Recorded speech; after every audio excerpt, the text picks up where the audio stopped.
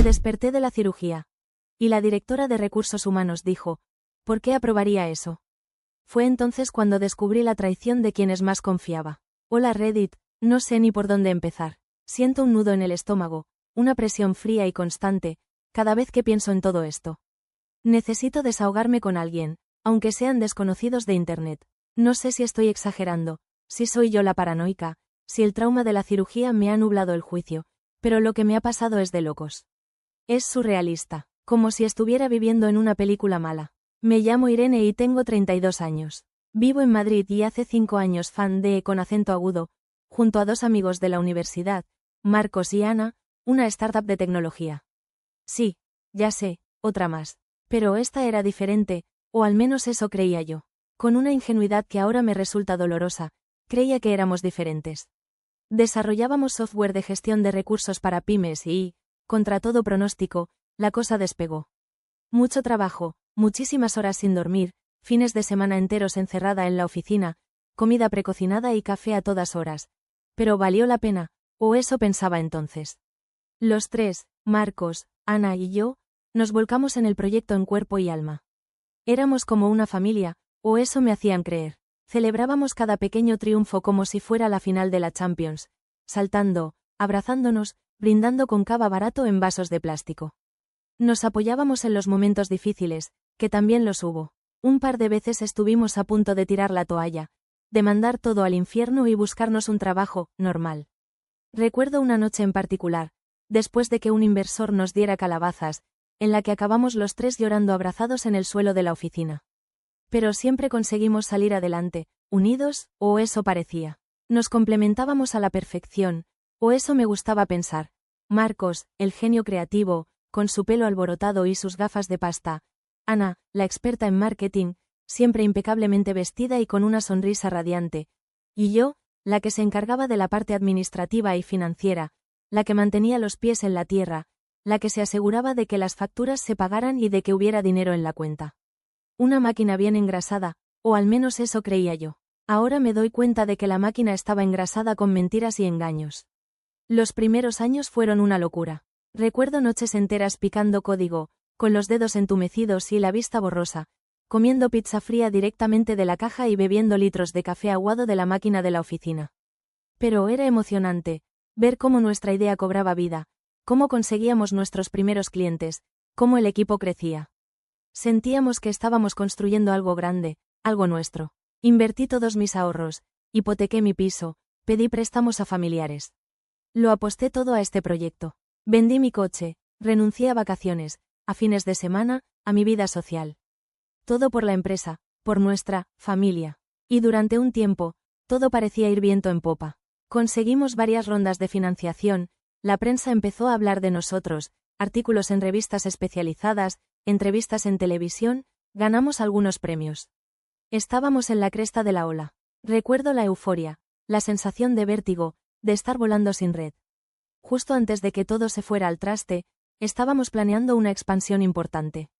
Queríamos abrir una nueva oficina en Barcelona, un espacio moderno y diáfano, con mesas de ping-pong y una máquina de café de última generación. Estábamos negociando con un par de inversores internacionales, hombres trajeados con sonrisas afiladas y apretones de manos firmes. Era un momento crucial para la empresa, necesitábamos estar unidos, remar todos en la misma dirección. La confianza entre nosotros era fundamental.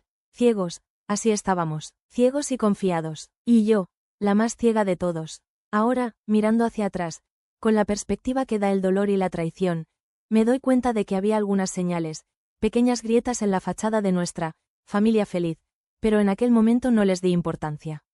Pensaba que eran cosas del estrés, del cansancio, de la presión. Tonterías. Ojalá hubiera estado más atenta. Ojalá hubiera escuchado a mi instinto, esa pequeña voz que me decía que algo no encajaba, que algo olía a podrido. Pero no lo hice. La ceguera del éxito, la confianza ciega en mis amigos, me impidieron ver la verdad, y ahora estoy pagando las consecuencias. Un precio muy alto. El cansancio era un peso constante, una losa sobre mis hombros que me aplastaba contra el suelo.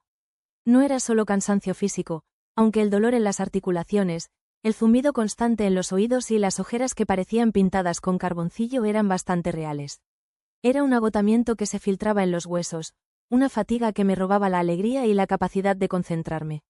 Las migrañas, como martillazos dentro del cráneo, se habían convertido en una compañía habitual, obligándome a refugiarme en la oscuridad de mi habitación, con las persianas bajadas y un antifaz sobre los ojos, anhelando el dulce alivio del olvido. La cirugía, una intervención menor en la rodilla que llevaba meses postergando, se había convertido en una necesidad imperiosa. Me repetía a mí misma que era una operación sencilla, de rutina, casi un trámite. Pero el miedo, una serpiente fría y viscosa, se enroscaba en mi estómago. Y la tensión en la oficina, la presión por la inminente expansión, solo alimentaba la ansiedad que me carcomía por dentro. Tranquila, Irene, nosotras nos encargamos de todo. Tú céntrate en recuperarte. Las palabras de Ana, pronunciadas con esa sonrisa suya, tan amplia y tranquilizadora, resonaban en mi cabeza. Marcos asentía con vehemencia, su pelo alborotado como de costumbre, los ojos escondidos tras las gruesas gafas de pasta. Sí, Irene, no te preocupes por nada. Estamos aquí para eso. Ahora, el recuerdo de esas palabras me provocaba náuseas. Sus sonrisas, antes un bálsamo, se habían transformado en máscaras grotescas, ocultando la traición que se gestaba a mis espaldas. La reunión sobre mí, estilo de liderazgo, seguía grabada a fuego en mi memoria. La sala de reuniones, con su mesa de cristal impoluta y las sillas ergonómicas, se había convertido en un escenario para mi juicio. Irene, a veces eres demasiado intensa, había comenzado Marcos, con un tono condescendiente que me había chirriado. Necesitas delegar más, confiar en el equipo. Ana, con su elegancia habitual, había asentido con la cabeza. Sí, Irene, tienes que soltar un poco las riendas. Nosotras podemos manejarlo. En ese momento, había intentado convencerme de que eran consejos bien intencionados, fruto de la preocupación por mi bienestar. Había forzado una sonrisa y había asentido, prometiendo que lo tendría en cuenta. Pero la mirada que habían intercambiado Marcos y Ana, una mirada rápida, casi imperceptible, pero cargada de un significado oculto, había sembrado una semilla de inquietud en mi interior. Una semilla que, con el tiempo, germinaría en la amarga certeza de la traición. La discusión sobre las proyecciones financieras para la expansión a Barcelona había sido otro episodio inquietante. Recuerdo la frialdad del aire acondicionado, el olor a café recién hecho, el sonido de mis dedos tecleando sobre el portátil mientras presentaba mis cálculos. Había dedicado horas a analizar el mercado, a estudiar las cifras, a asegurarme de que las previsiones fueran realistas, incluso conservadoras. Pero Ana, con una despreocupación que me había sorprendido, había desestimado mis conclusiones. Irene, eres demasiado pesimista, había dicho con un tono ligero, casi jovial. Tenemos que ser más optimistas, pensar en grande.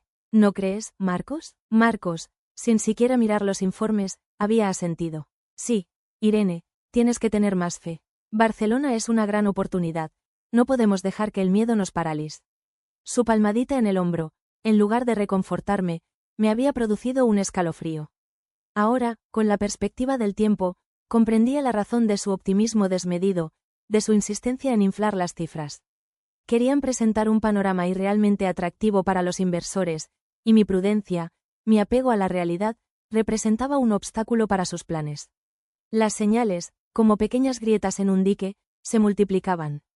Un correo electrónico con información confidencial enviado, por error, a un contacto externo. Una conversación telefónica a media voz que había escuchado al pasar por la puerta del despacho de Marcos, una conversación en la que se mencionaba mi nombre seguido de la palabra, problema. Miradas furtivas, silencios incómodos, risas nerviosas cuando entraba en la habitación. Eran fragmentos de una realidad que se me escapaba, piezas de un puzzle siniestro que no lograba encajar. Mi intuición, como un perro fiel, ladraba a la puerta de mi conciencia, advirtiéndome del peligro. Pero yo, enceguecida por el trabajo, por la confianza ciega en mis socios, por la ilusión del éxito, había ignorado sus ladridos. Había silenciado la voz de la alarma, convenciéndome de que eran imaginaciones mías, fruto del estrés y el cansancio. Ahora, el silencio era ensordecedor, roto solo por el eco de mi propia ingenuidad. El precio de mi ceguera era la traición, la soledad y un dolor que me desgarraba por dentro.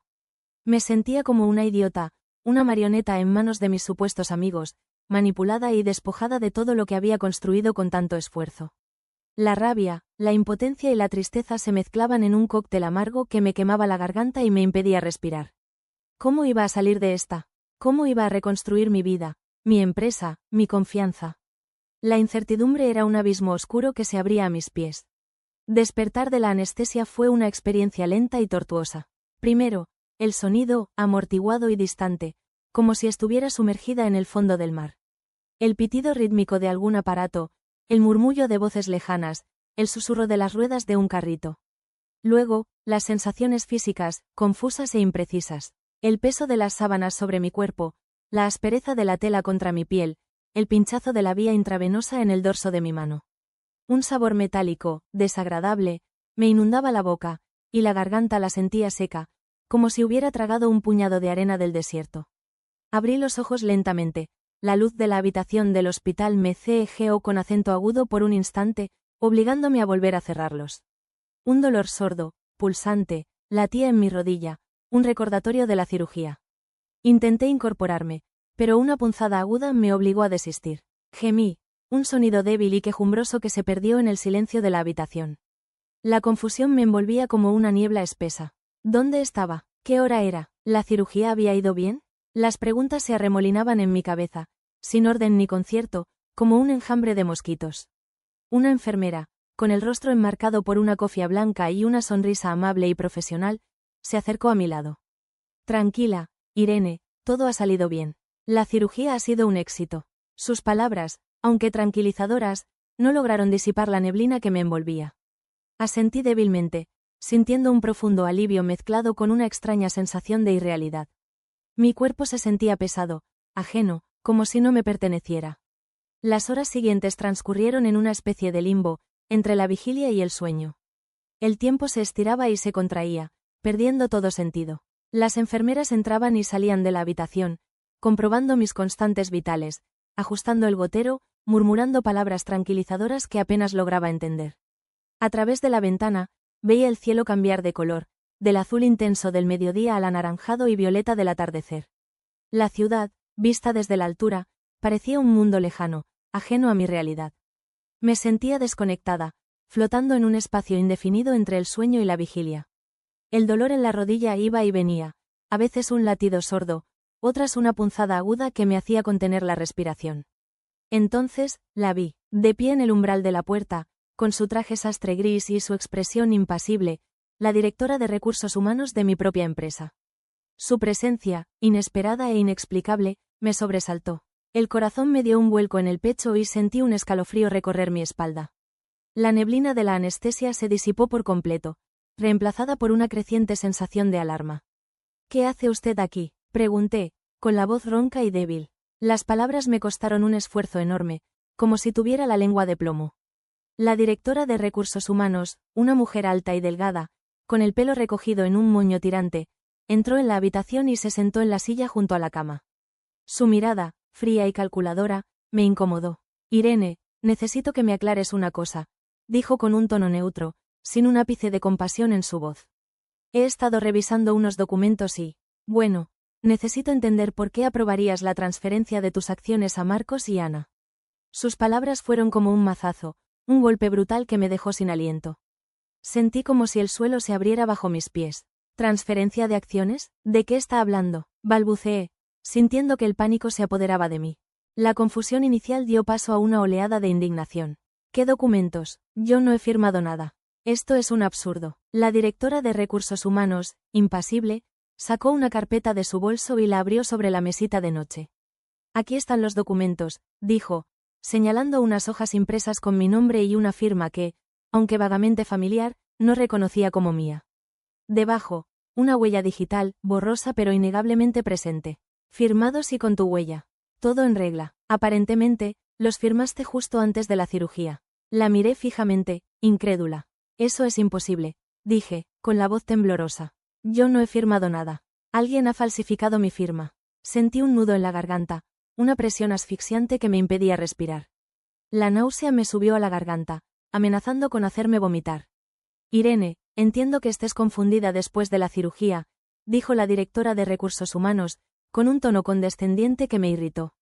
Pero los documentos están aquí, y parecen estar en orden. Necesito que me expliques qué ha pasado. No tengo nada que explicar, repliqué, con un ramalazo de ira que me sorprendió. Yo no he firmado esos documentos. Alguien me ha tendido una trampa. Mi voz se quebró, y sentí las lágrimas picarme en los ojos. La traición, la magnitud del engaño, me golpeaba con toda su fuerza. Me sentía vulnerable, indefensa, atrapada en una pesadilla de la que no podía despertar. La directora de Recursos Humanos suspiró, con una expresión de impaciencia. Irene, esto es un asunto muy serio. La transferencia de tus acciones tiene importantes implicaciones para la empresa. Necesito que colabores con nosotros para aclarar esta situación. ¿Colaborar?, exclamé, con la voz cargada de sarcasmo. ¿Colaborar con quiénes? ¿Con las personas que han falsificado mi firma y me han robado mis acciones? No pienso colaborar con nadie hasta que se aclare este asunto. Quiero hablar con mi abogado. La directora de Recursos Humanos me miró fijamente durante unos segundos, con una expresión inescrutable. Luego, cerró la carpeta y se levantó de la silla. Muy bien, Irene, haré lo que dices, pero te advierto que esto puede tener consecuencias muy graves para ti. Dicho esto, se dio la vuelta y salió de la habitación, dejándome sola con mi miedo, mi rabia y la terrible certeza de que mi vida, tal como la conocía, se había hecho añicos. La gota que colmó el vaso había desbordado, inundándome con la amarga certeza de la traición. El mundo se inclinaba, el techo de la habitación del hospital parecía girar sobre mí. La náusea que sentía momentos antes se intensificó, un sabor ácido y amargo me inundó la boca. Tragué saliva, luchando por contener el vómito. Imposible, repetí en un susurro, la palabra resonando en el vacío que se había abierto en mi interior. Imposible, Marcos y Ana, mis amigos, mis socios, mi familia. ¿Habían hecho esto? La idea era tan absurda, tan grotesca, que mi mente se negaba a aceptarla. Cerré los ojos con fuerza, intentando borrar la imagen de esos documentos, de mi firma falsificada, de la fría mirada de la directora de Recursos Humanos. Respiré hondo, intentando controlar el temblor que me recorría el cuerpo. Necesitaba calmarme, pensar con claridad, pero el pánico, como una bestia desatada, arañaba las paredes de mi razón. Abrí los ojos de golpe, la mirada fija en la carpeta que la directora de Recursos Humanos había dejado sobre la mesita de noche. Con un esfuerzo sobrehumano, estiré la mano y la agarré. Mis dedos, aún entumecidos por la anestesia, se aferraron al cartón como si fuera un salvavidas. Abrí la carpeta y volví a mirar los documentos. Mi nombre, mi DNI, el nombre de Marcos y Ana como nuevos titulares de mis acciones. Y esa firma, esa maldita firma que no era mía. La observé con detenimiento, buscando alguna diferencia, alguna imperfección que demostrara que era falsa. Pero ahí estaba, perfecta, idéntica a la mía. Un escalofrío me recorrió la espalda. Debajo, la huella digital, borrosa, casi imperceptible, pero presente. La prueba irrefutable de la traición. Un grito ahogado se escapó de mi garganta. Las lágrimas, contenidas hasta ese momento, brotaron con fuerza, empañando mi visión. Sentí una oleada de rabia, una furia ciega que me recorría las venas como un torrente de lava. Me habían robado, me habían traicionado, me habían despojado de todo lo que había construido con tanto esfuerzo, con tanto sacrificio. Y lo habían hecho a mis espaldas, aprovechando mi vulnerabilidad, mi convalecencia. La cobardía del acto me repugnaba. Apreté los puños con fuerza, sintiendo las uñas clavándose en las palmas de mis manos. No, murmuré entre dientes, no se van a salir con la suya. La rabia inicial dio paso a una fría determinación. Iba a luchar, iba a llegar hasta el fondo de este asunto, iba a recuperar lo que me pertenecía. Costase lo que costase. Presioné el botón para llamar a la enfermera. Necesitaba hablar con alguien de confianza. Necesitaba un teléfono, un abogado, un ejército. Necesitaba respuestas. La enfermera entró en la habitación, con su expresión habitual de amable preocupación. Irene, ¿qué ocurre? ¿Te encuentras mal?, preguntó, acercándose a mi lado. Necesito un teléfono, dije, con la voz ronca por la emoción. Necesito llamar a mi abogado. La enfermera me miró con extrañeza, pero no hizo ninguna pregunta. Me tendió el teléfono inalámbrico del hospital. Marqué el número de mi abogado, con los dedos temblorosos. La voz de mi abogado, serena y profesional, me tranquilizó un poco. Le expliqué lo sucedido, entrecortadamente, con la voz rota por el llanto. Él me escuchó con atención, sin interrumpirme. Cuando terminé, guardó silencio durante unos segundos. Irene, dijo finalmente, con un tono grave, esto es muy serio. Vamos a necesitar reunir pruebas. ¿Tienes alguna idea de quién podría haber hecho esto? Mis socios, respondí sin dudar. Marcos y Ana. La certeza era un puñal helado en mi corazón. Mi abogado suspiró. De acuerdo, Irene, Voy a ponerme a trabajar en esto inmediatamente. No te preocupes, vamos a llegar al fondo de este asunto. Colgué el teléfono y me dejé caer sobre la almohada, exhausta. La batalla acababa de comenzar. Después de hablar con mi abogado, la niebla en mi cabeza empezó a disiparse, reemplazada por una gélida claridad. Sabía lo que tenía que hacer. Tenía que enfrentarme a Marcos y Ana. Les llamé, la voz temblorosa a pesar de mi intento de sonar firme. Les dije que necesitaba verlos, que quería hablar sobre el asunto de los documentos. Su reacción me confirmó todo. Silencio, un silencio denso, cargado de tensión, al otro lado de la línea. Después, las excusas, vagas e inconsistentes. Marcos balbuceó algo sobre una confusión, un malentendido. Ana, con su voz melosa, me dijo que me tranquilizara, que todo tenía una explicación, que lo hablaríamos cuando estuviera más recuperada. Ahora lo importante es que te centres en tu salud, Irene, añadió, con un tono condescendiente que me revolvió el estómago. Su falsa preocupación, su evidente nerviosismo, eran la confirmación de mis sospechas. Colgué el teléfono con el corazón latiéndome a 1000 por hora, la rabia y la decepción hirviendo en mi interior. Cuando llegaron al hospital, sus rostros lo decían todo. Pálidos, ojerosos, con una expresión de culpabilidad apenas disimulada. Entraron en la habitación con pasos vacilantes, evitando mi mirada. El ambiente se volvió denso, irrespirable. La tensión se podía cortar con un cuchillo. Les mostré los documentos, exigiendo una explicación. Sus justificaciones fueron patéticas, un cúmulo de incongruencias, de evasivas, de medias verdades. Marcos, con la mirada fija en el suelo, repetía como un mantra que todo era un malentendido, que nunca quisieron hacerme daño. Ana, con su sonrisa habitual desdibujada, intentaba minimizar la situación, diciendo que se trataba de un trámite administrativo, un formalismo necesario para la expansión de la empresa. Me miraban con una mezcla de lástima y condescendencia, como si fuera una niña caprichosa a la que había que calmar.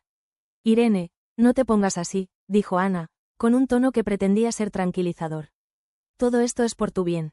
No puedes ocuparte de la empresa en tu estado. Necesitas descansar, recuperarte. Sus palabras, en lugar de apaciguarme, avivaron mi furia.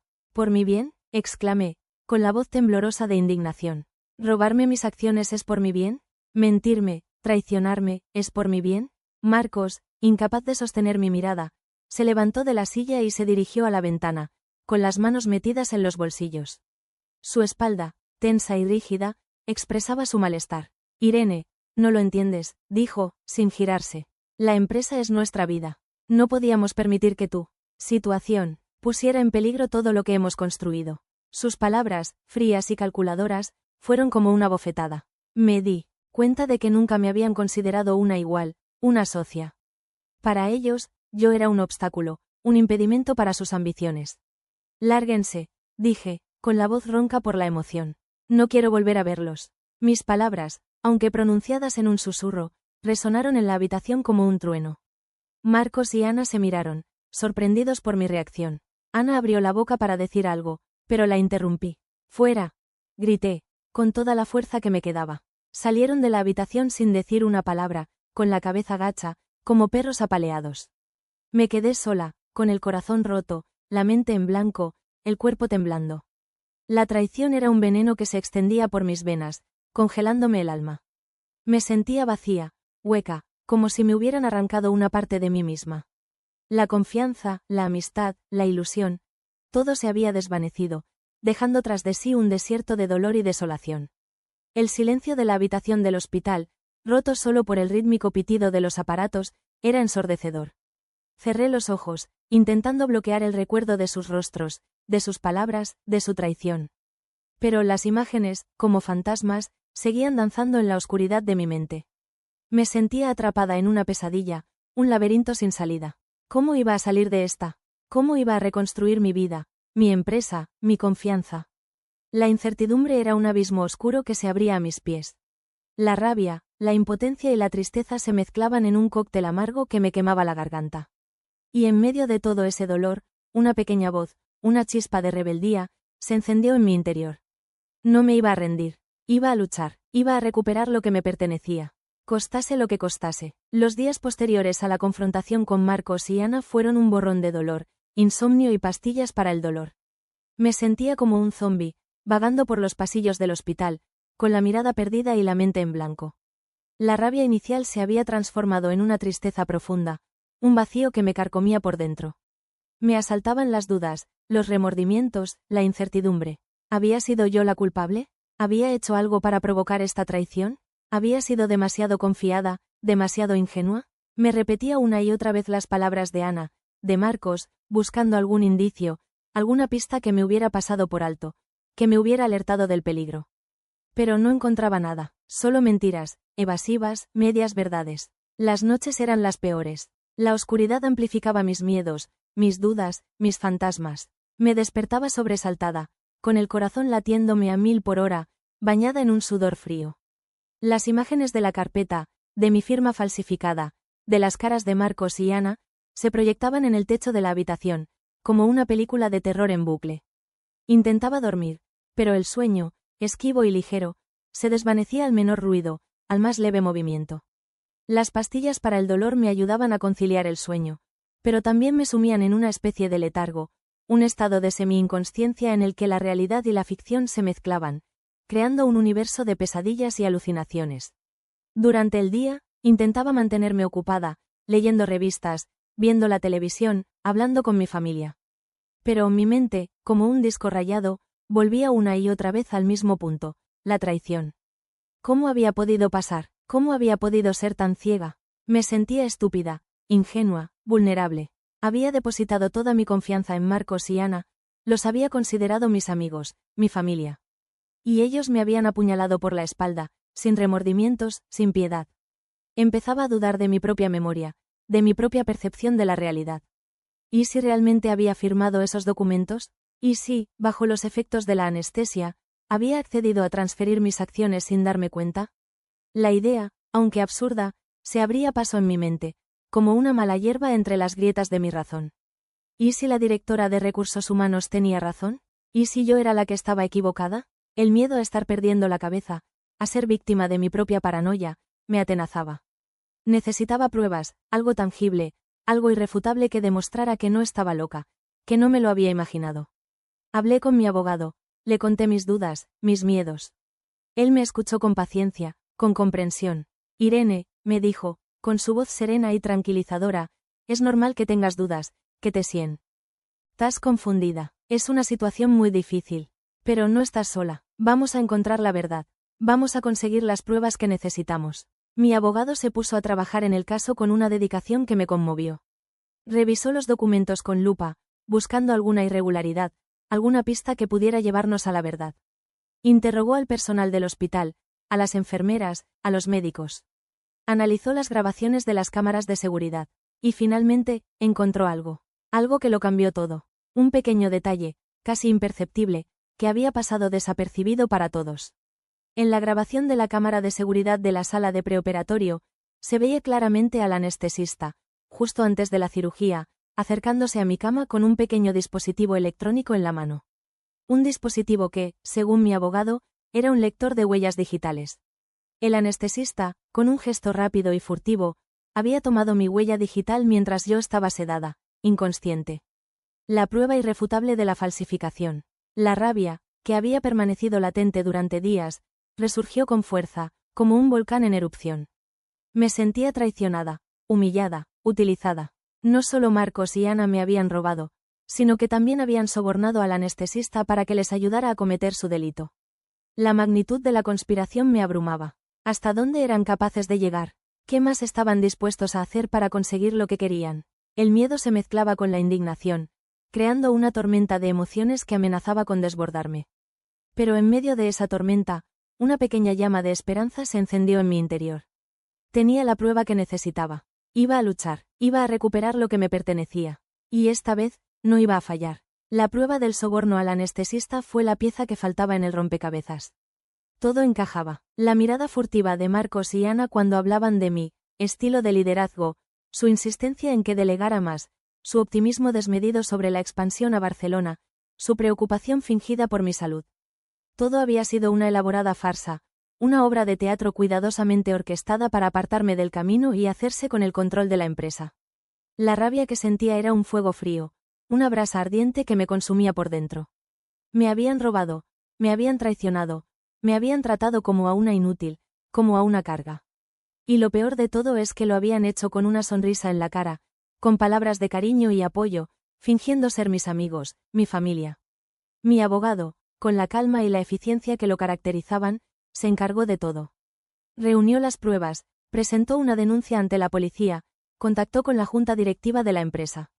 Todo se movió con una rapidez que me sorprendió. Supongo que el hecho de tener pruebas tan contundentes, la grabación del anestesista manipulando el lector de huellas digitales, ayudó a acelerar el proceso. El anestesista, acorralado por las evidencias, confesó todo. Implicó a Marcos y Ana, detalló cómo lo habían sobornado, cómo le habían prometido una importante suma de dinero a cambio de su colaboración. Sus palabras, grabadas en una cinta de audio, fueron la puntilla final. La reunión con la junta directiva fue tensa, dramática. Presenté las pruebas, la grabación del anestesista, los documentos falsificados, los testimonios del personal del hospital. Marcos y Ana, pálidos y temblorosos, intentaron defenderse, negaron las acusaciones, se contradijeron una y otra vez. Sus mentiras, sus evasivas, se desmoronaban como un castillo de naipes ante la contundencia de las pruebas. La Junta, horrorizada por la magnitud del engaño, no dudó en tomar medidas drásticas. Marcos y Ana fueron despedidos de la empresa de forma inmediata, y se les imputaron cargos por fraude, falsificación de documentos y soborno. Su reputación, su carrera profesional, todo lo que habían construido, se derrumbó en un instante. Recuperé el control de la empresa, de mi vida. Pero la victoria tenía un sabor agridulce. La traición me había dejado una profunda cicatriz, una herida que tardaría mucho tiempo en sanar. La confianza en los demás, en la amistad, en la lealtad, se había roto en 1000 pedazos. Me sentía vulnerable, expuesta, como si hubiera perdido una capa protectora que me aislaba del mundo. La experiencia me había cambiado, me había endurecido. Ya no era la misma Irene ingenua y confiada que había fundado la Empre. Con sus amigos. Ahora era una Irene desconfiada, cautelosa, con los ojos bien abiertos. La empresa, a pesar de todo, sobrevivió. Con mucho esfuerzo, con la ayuda de un equipo leal y comprometido, conseguimos superar la crisis, recuperar la confianza de los inversores, seguir adelante con la expansión a Barcelona. El camino no fue fácil, hubo momentos de duda, de incertidumbre, de desesperación. Pero la rabia, la necesidad de demostrar que no me habían vencido, me dio la fuerza que necesitaba para seguir adelante. Ahora, meses después de todo lo ocurrido, mientras intento reconstruir mi vida, me asalta una pregunta, una duda que me carcome por dentro. ¿Fui yo la idiota? ¿Debí haber sido más precavida? ¿Debí haber desconfiado de Marcos y Ana desde el principio? ¿Debí haber escuchado a mi intuición, a esa pequeña voz que me advertía del peligro? ¿Qué harían ustedes en mi lugar? Necesito una opinión externa, una perspectiva diferente. Reddit, Aita.